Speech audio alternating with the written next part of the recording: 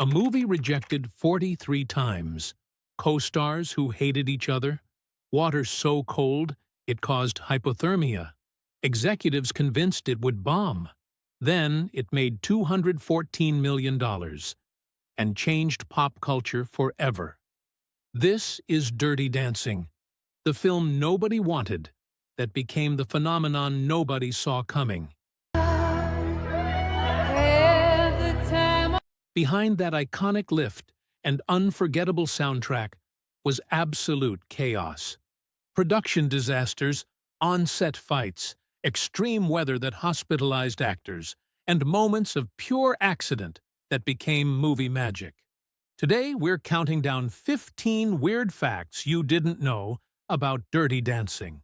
The near disasters, the freezing water, the real tension between Patrick and Jennifer, and the stuff you never noticed even after your 200th rewatch. Now, before we dive in, make sure to hit that like button, subscribe to TV Time Capsule for deep dives into the movies that raised us, and share this video with a friend who's tried that lift at a wedding and failed spectacularly. Let's get into it with number 15. Number 15. 43 studios said no before anyone said yes. 1985. Eleanor Bergstein finishes the Dirty Dancing script. She spent years researching, based it on her own Catskills summers. She takes it to MGM, and they love the title. Executive Eileen Massell reads it, gets excited, teams Bergstein with producer Linda Gottlieb. They start pre-production. Then MGM management changes, and new executives read the script. Pass. Film goes into development hell. Bergstein takes it to every major studio in Hollywood. Universal says no. Paramount says no. You want? Got that guy's thing to do. Hey, hold it! Hold it. Fox, Warner Brothers, all of them reject it. The reasons pile up. Too small, too niche, nobody cares about the Catskills. Dance movies don't sell. The topic of ending a pregnancy is too controversial. One executive literally said, "Nobody wants to see a movie about dirty dancing." By the time it's been rejected 43 times, Gottlieb is ready to give up. Then Bergstein reads a New York Times article about Vestron Inc., a home video distribution company in Connecticut, launching a motion picture division. Vestron agrees to meet with one condition. The budget has to be $5 million maximum. Gottlieb had calculated $8 million at its absolute cheapest. Cutting to $5 million seemed impossible. But they were out of options. Here's where it gets desperate. To hit that budget, Gottlieb had to house the entire cast and crew in the same hotel they were using for filming. No separate accommodations, everyone crammed together. Then, 1986 incidents in Europe caused Americans to cancel foreign travel, and U.S. hotels got slammed with bookings. Prices soared. Finding affordable lodging became nearly impossible. Score, and I thought I'd never find a guy as great as my dad. Gottlieb finally found one hotel in Virginia, willing to work with their budget. One catch, they had to film in September. It was already June when the deal closed. 3 months to prep everything.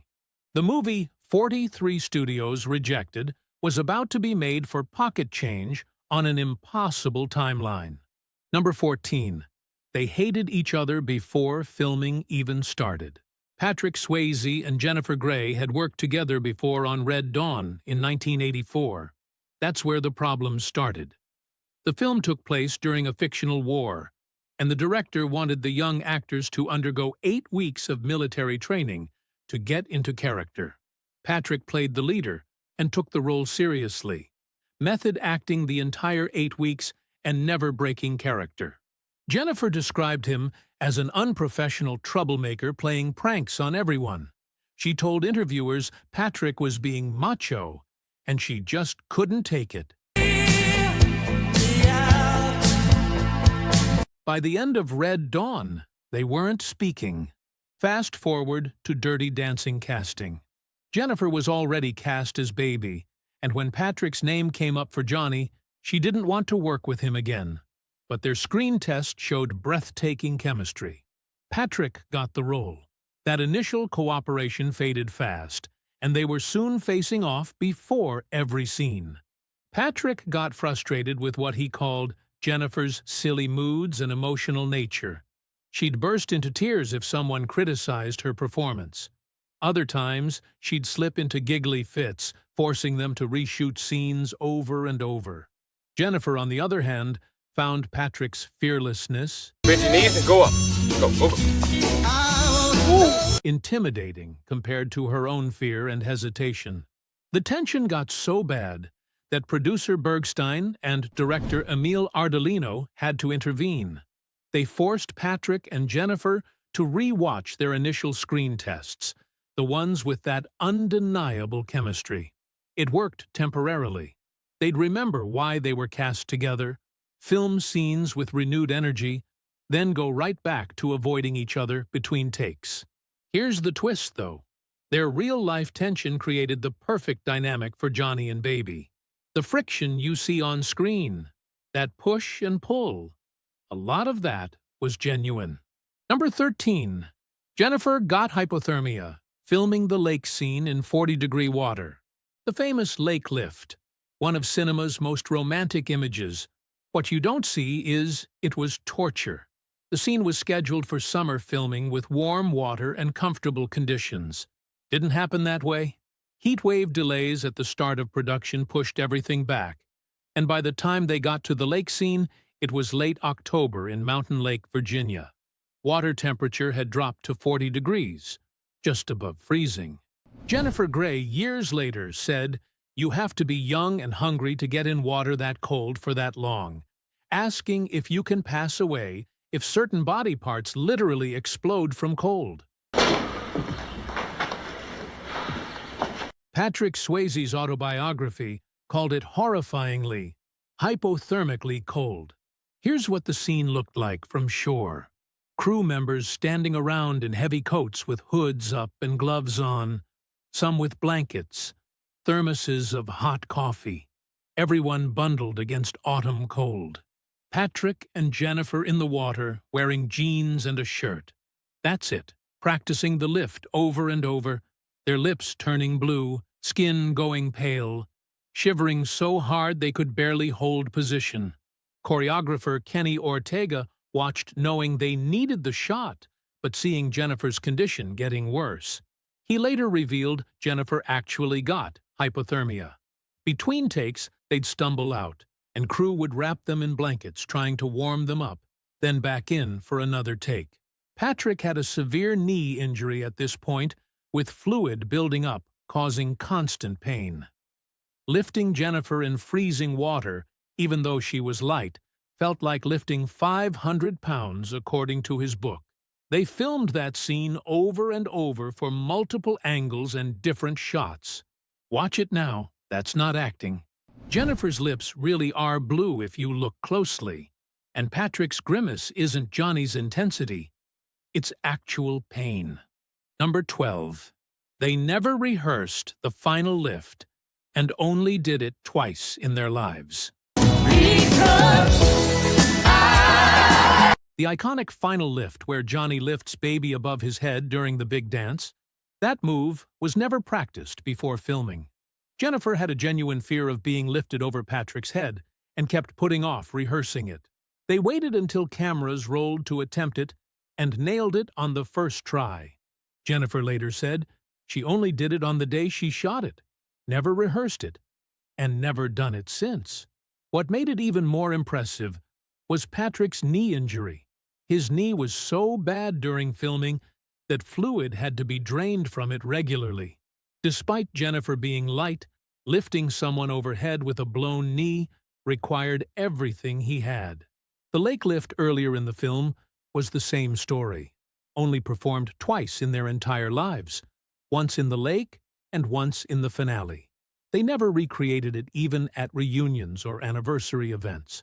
Jennifer called it a game day thing and said Patrick was the only person she'd ever trust to try it with because of his ballet training and strength. That final lift happens at the end of an exhausting dance number. Patrick's already been dancing for minutes, knee screaming, then has to hit that lift perfectly on cue. One take.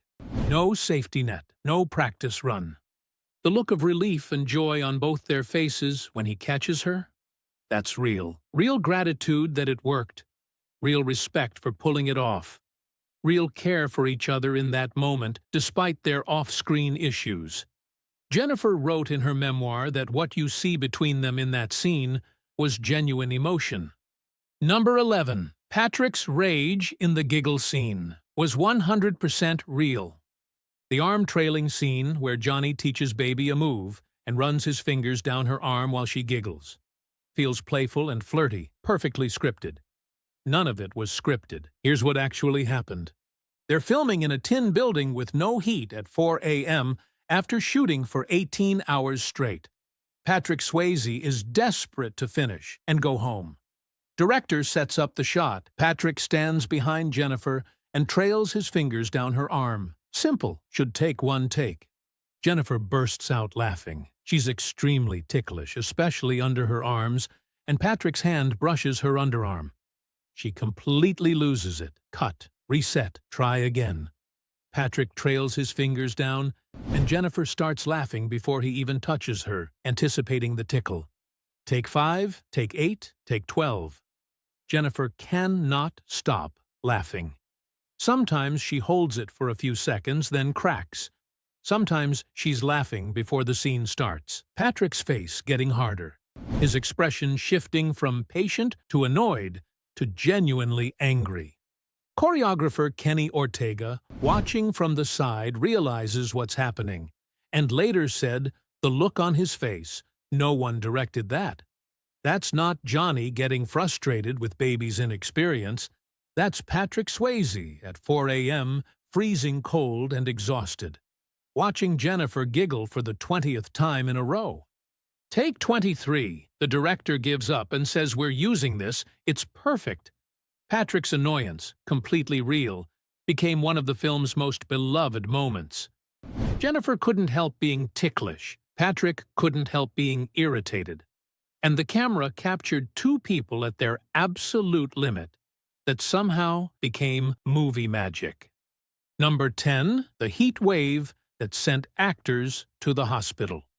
September 5th, 1986, first day of shooting in Lake Lure, North Carolina. Temperature hits 102 degrees. Weather forecast had predicted mid-80s. They got a full-blown heat wave instead. Day 1, actors show up in period-accurate clothing from 1963, wool and polyester and layers, fabric that doesn't breathe. By noon, people are wilting with makeup running and actors drenched in sweat.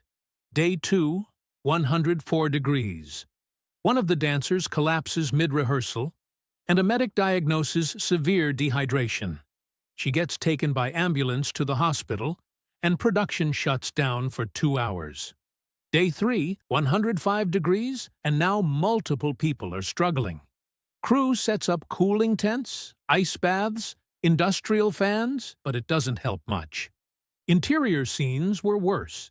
The buildings had no air conditioning, and when you add production lights, massive bulbs pumping out heat, interior temperatures hit 120 degrees.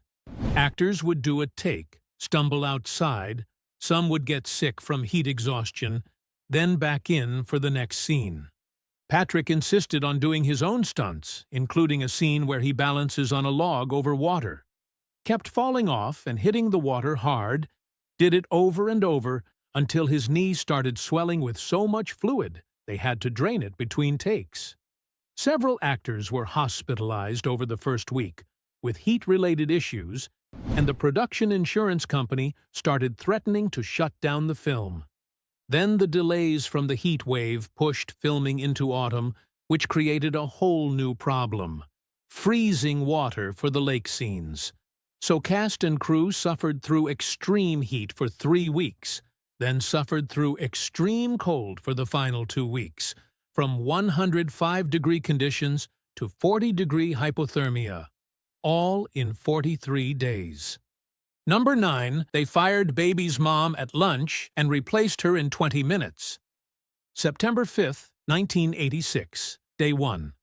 Lynn Lipton arrives on set to play Baby's mother in the opening scene with the Houseman family driving to Kellerman's resort. They film the car scene, and Lipton is in the front seat. You can briefly see her blonde hair in the final cut. That's all that remains. Between takes, Lipton keeps complaining about fatigue and weakness. Doesn't feel well, needs to lie down constantly. Producer Linda Gottlieb notes in her production diary that the actress has to lie down a lot. Everyone's concerned, but they push through and get the car scene done. September 6th, day 2. Lipton shows up looking worse and clearly unwell. They start filming her scenes with Jennifer Grey, but 2 hours in, it's obvious this isn't working. Gottlieb's notes say it is clear to everybody that this woman will not be Jennifer Grey's mother